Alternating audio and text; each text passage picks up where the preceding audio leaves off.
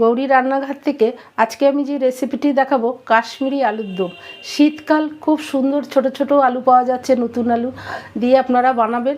আসুন দেখে নিন কী করে আমি বানাচ্ছি। কাশ্মীরি আলুর দম বানাতে আমি 700 গ্রাম আলু নিয়েছি, যেটা নতুন আলু, ছোট আলু। আলুটাকে আমি ভালো করে ধুয়ে খোসা ছাড়িয়ে নিয়েছি।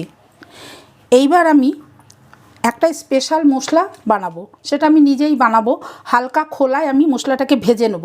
আমি এক টুকরো গরম মশলা নিয়েছি, জায়ফল নিয়েছি, জায়ফল আমি হাফ নিয়েছি, জয়িত্রী নিয়েছি, এলাচ নিয়েছি, সামরিচ নিয়েছি।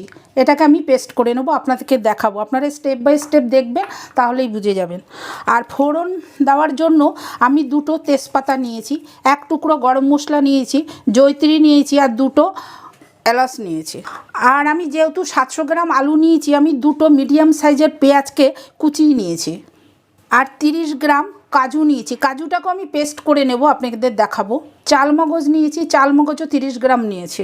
পোস্ত 30 গ্রাম নিয়েছি, এখন আমি ভিজিয়ে রাখবো, তারপর আমি পেস্ট করব। দই তো মাস্ট, দই লাগবে। দই আমি 100 গ্রাম নিয়েছি। দইটাকে আমি ঝরিয়ে নেব, একদম জল থাকবে না, আপনারাও তাই করবেন। আর এক টুকরো আদা নিয়েছি, আর 8-9টা রসুন নিয়েছে, এটাও পেস্ট করে নেব। আর লাল লঙ্কার, এটা আপনাদের যার যেরকম ঝাল পছন্দ করবেন, আমি 1 চামচ নেব, আমি দেখাবো এটা লাল লঙ্কার পাউডার। আর যেহেতু আমি কাশ্মীরি আলুর দম বানাচ্ছি, কাশ্মীরি লঙ্কার যে পাউডারটা সেটাও নেব, সেটা কালারের জন্য, ঝাল হয় না। নুন তো মাস্ট, নুন লাগবে। আর রান্নাটা আমি রিফাইন অয়েল দিয়ে করব। আর যখন আমার কাশ্মীরি আলুর দমটা হয়ে যাবে, আমি গরম মশলা দেবো না, আমি কসুরি মেথি দেবো। আলুগুলো আমি নুন দিয়ে 65% বয়েল করে নিয়েছি। এবার একটা কাঁটা চামচের সাহায্যে এটাকে একটু এরকম ফুটো করে নেব, কারণ তাহলে গ্রেভিটা ভিতরে খুব ভালো ঢুকবে। এরকম প্রত্যেকটা আলু আমি এভাবে করে নেব। ফ্রাই প্যানটা গরম হয়ে গেছে, এবার আমি তেল দেব। তেলটা আমি একবারেই দিয়ে দিয়েছি। এবার আমি 2টো তেজপাতা ফোড়নে দেব, 2টো তেজপাতা। আর যে আমার যে গোটা গরম মশলা, 1 পিস গরম মশলা, জয়িত্রী, আর 2টো এলাচ দিয়ে আমি একটু হালকা ভেজে নেব। মিডিয়াম সাইজের যে 2টো পেঁয়াজ কুচিয়ে রেখেছি, পেঁয়াজটাই তেলের মধ্যেই ভেজে নেব। আমি প্রত্যেকটা ভিডিওতে দেখাই যে একটু নুন দিয়ে দিই, তাহলে ভাজাটা তাড়াতাড়ি হয়ে যায়। 1/2 চামচ নুন দিয়ে দিলাম। 3 মিনিট আমি পেঁয়াজটাকে ভেজে নেব। পেঁয়াজটা ভালো করে ভেজে নিয়েছি। এবার যে আদা রসুনটা পেস্ট করে রেখেছি সেটা দেব।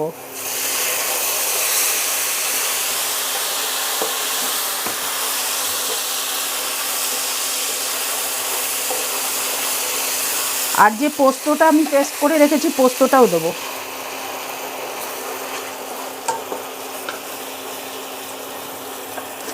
এইটা কাজুটাও দিয়ে দেবো।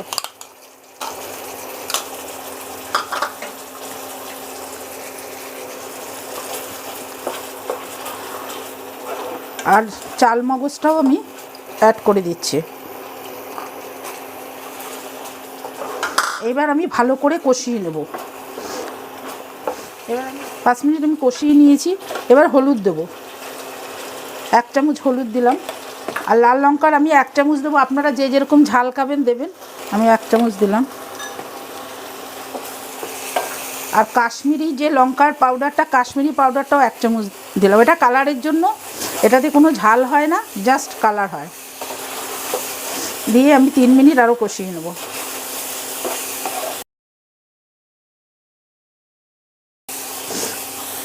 এইবার আমি যে স্পেশাল মশলাটা করে রেখেছি সেই মশলাটা দেব। স্পেশাল মশলাটা দিয়ে দিলাম। আর দইটাকে আমি এইভাবে ছেঁকে নিয়েছি, পুরো জলটা নিচ দিয়ে পড়ে গেছে। এবার এই দইটা দেবো। এইবার আরও 2 মিনিট আমি কষাবো। দইটা দিয়ে আরও 2 মিনিট কষিয়ে নেব। নুন দিয়ে আমি আলুটা যেহেতু বয়েল করেছি, আমি 1/2 চামচ নুন দিচ্ছি।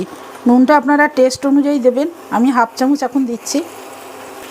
আর আমি একটু ব্যালেন্স, যেহেতু আমি দই দিয়েছি, ব্যালেন্স করার জন্য একটু চিনি দেবো। এটা অপশনাল, আপনারা যে যেরকম পছন্দ করবেন দেবেন মিষ্টিটা। আমি 1 চামচের মতন চিনি দিলাম ব্যালেন্স করার জন্য।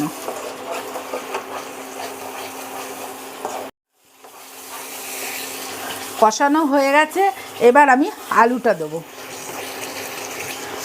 আলুটা দিয়ে আমি যে মিক্সিতে যে জলটা রেখেছি জলটা দেবো, দিয়ে ভালো করে আর আবার কষাবো।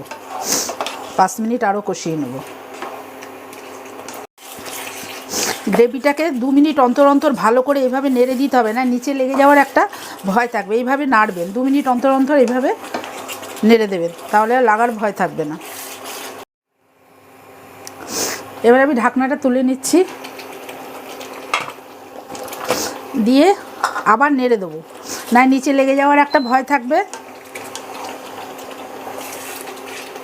আরও 2 মিনিট আমি ঢেকে করব। কাশ্মীরি আলুর দম রেডি। আমি এবার কসুরি মেথি দিয়ে গার্নিশ করব। যেহেতু আমি গরম মশলা দেবো না, আমি ফোড়নে গরম মশলা দিয়েছি, আর আমার যে মশলাটা আমি করে নিয়েছিলাম তখনও দিয়েছি। এইবার আমি কসুরি মেথিটা দেবো।